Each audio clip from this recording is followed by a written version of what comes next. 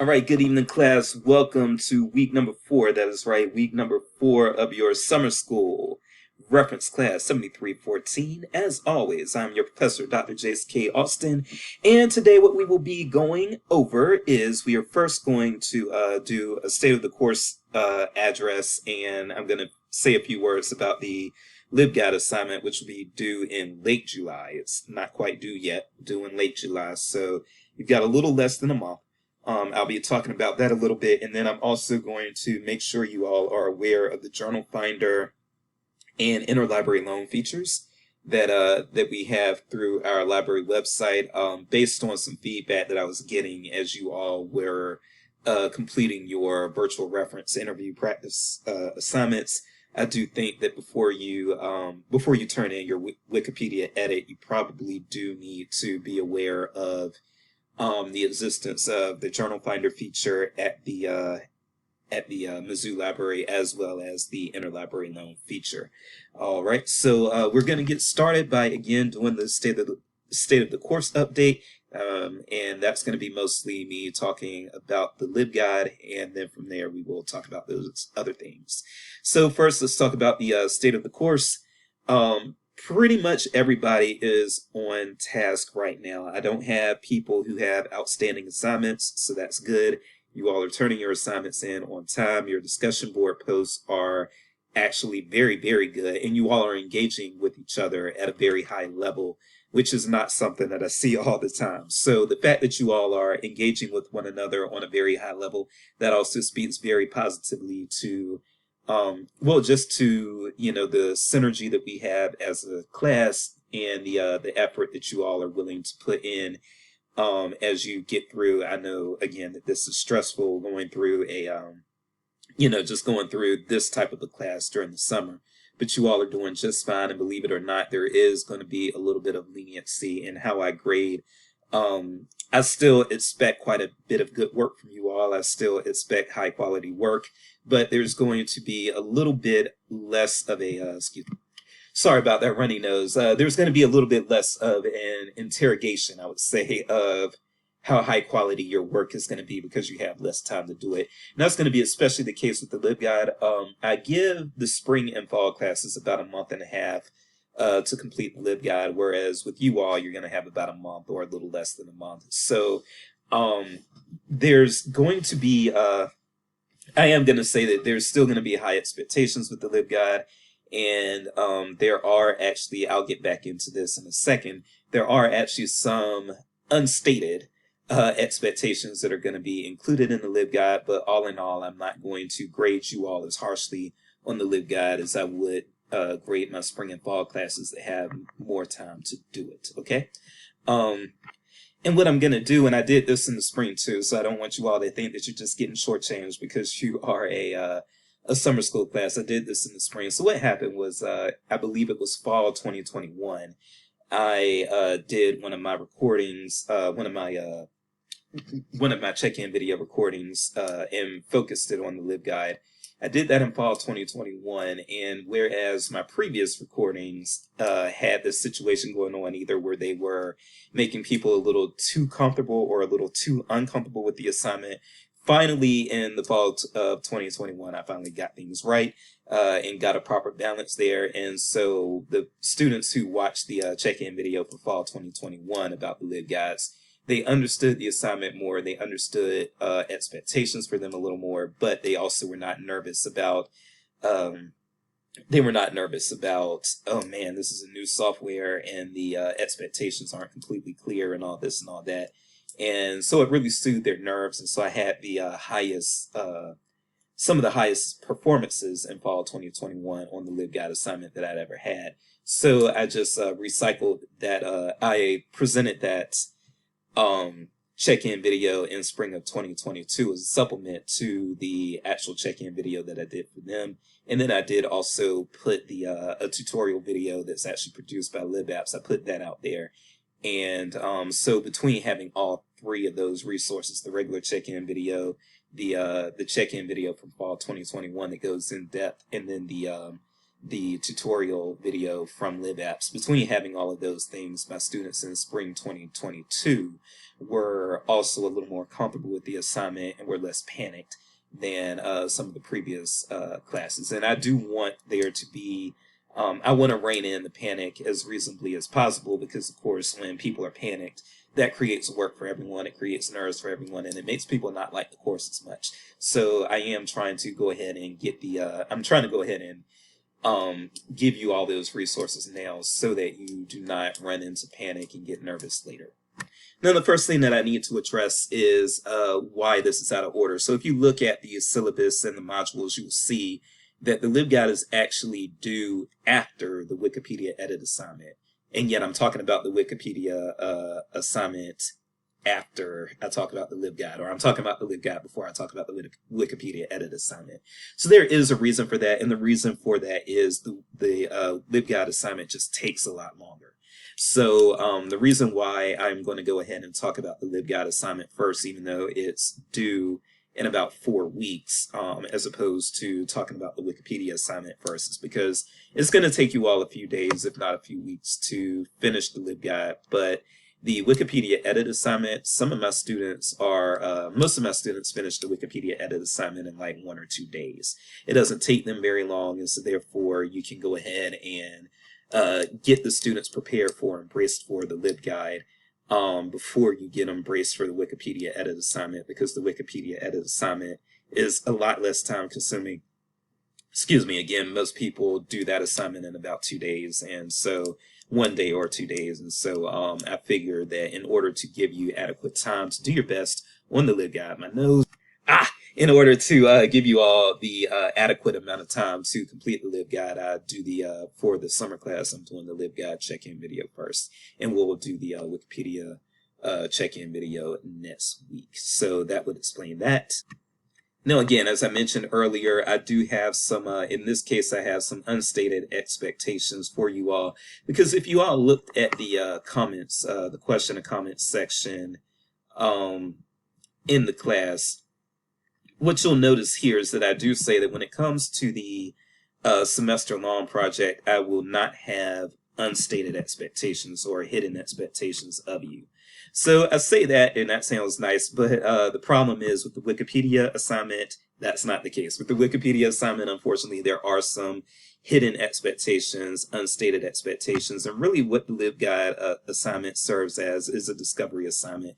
Basically, in order to execute the LibGuide as best as you can, you do need to, of course, be aware of the rubric, what the rubric is requiring you to do, and you need to meet the prompts of the rubric. You, of course, do need to do that.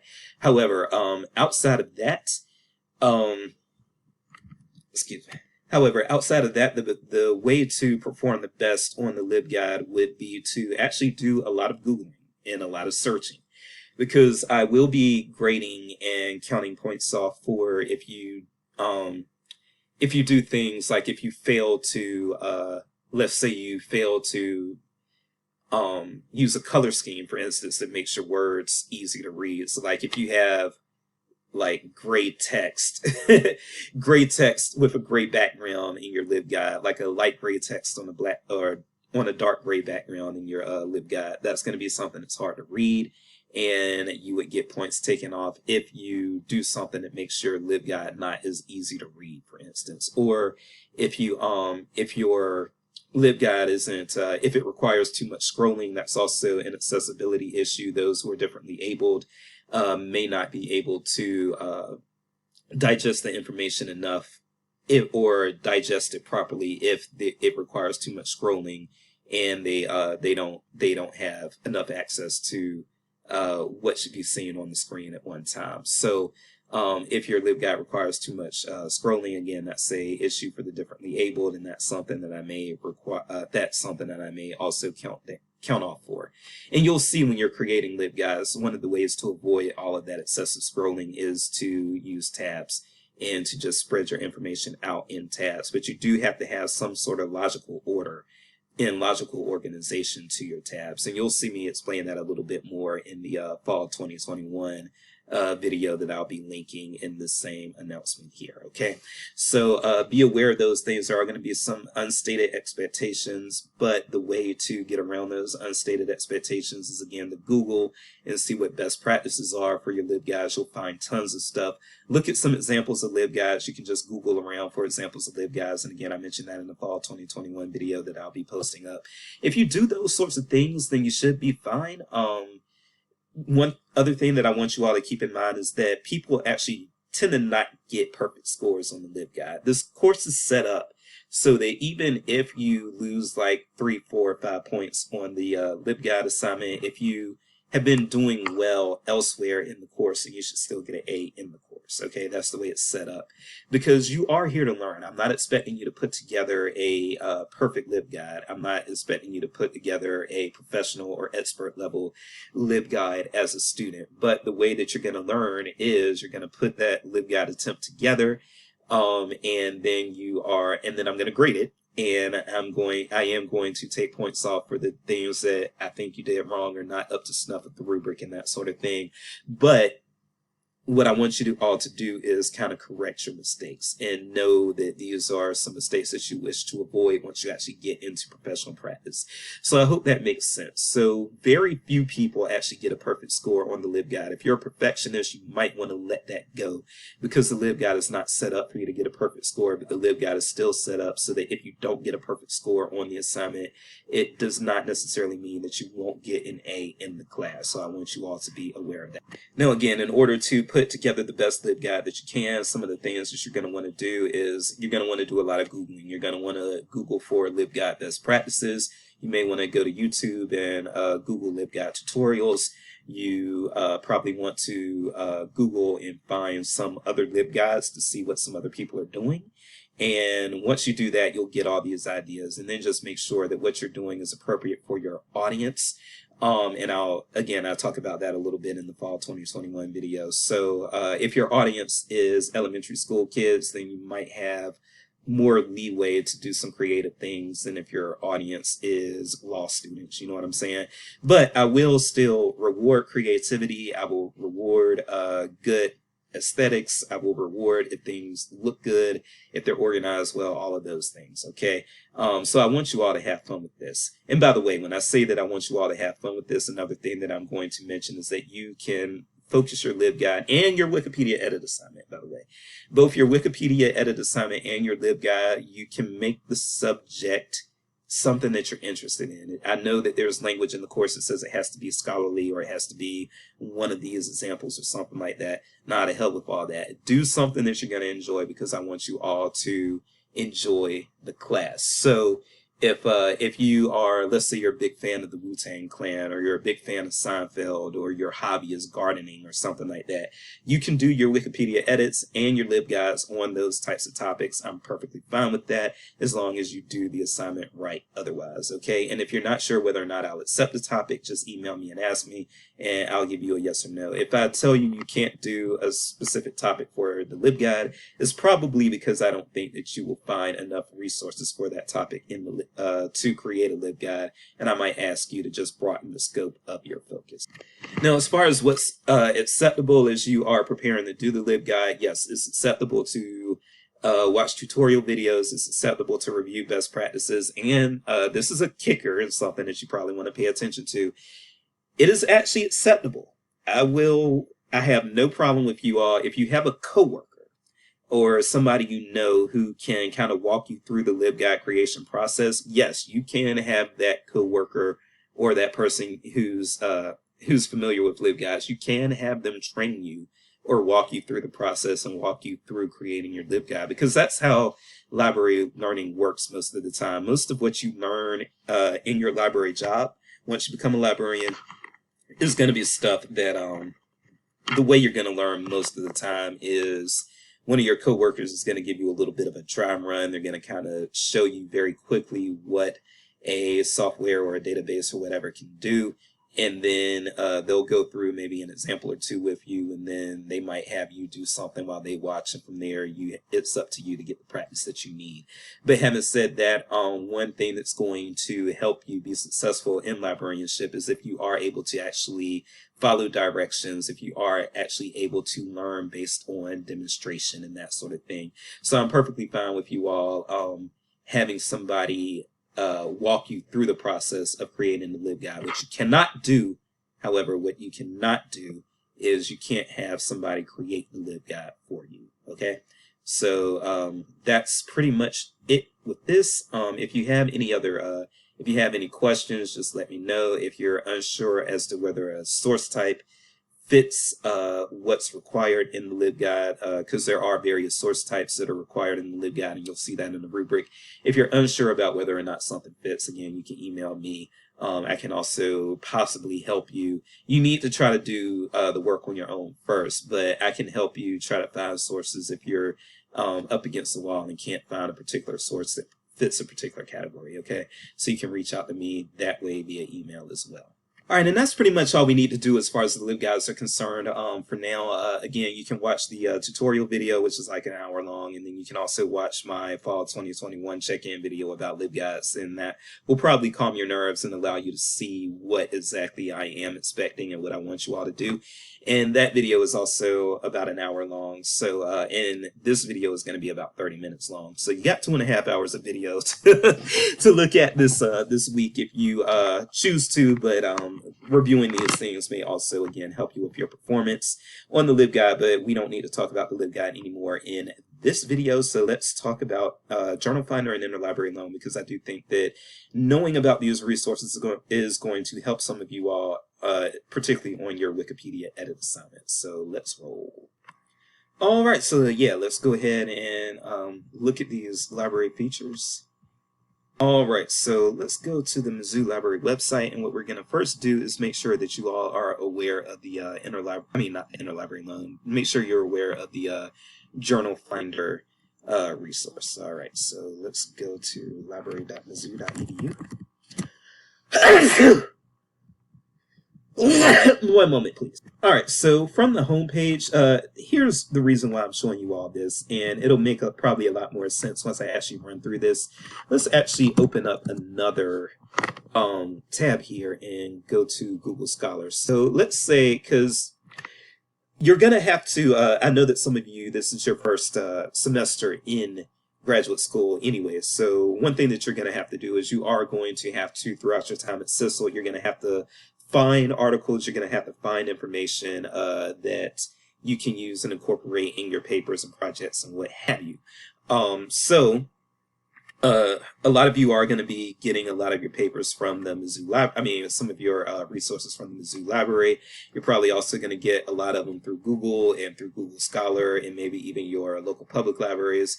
But let's say that you don't have something available through Google Scholar. That does not necessarily mean that you don't have access to it. And let me show you why. Okay. So we're going to make me small here, and let's say, yeah. Let's do, let's just do microwave here. All right, and let's say we are going to scroll down. Actually, I will pause this so that you don't have to watch this entire thing here. All right, and I have cheated, by the way, a little bit, so I already know that what I'm going to try to do is going to work. But the reason I'm doing that is so that I don't confuse you all, because if I do a bunch of things that don't work, things start to get nonlinear, and then it's hard to learn what exactly I'm doing.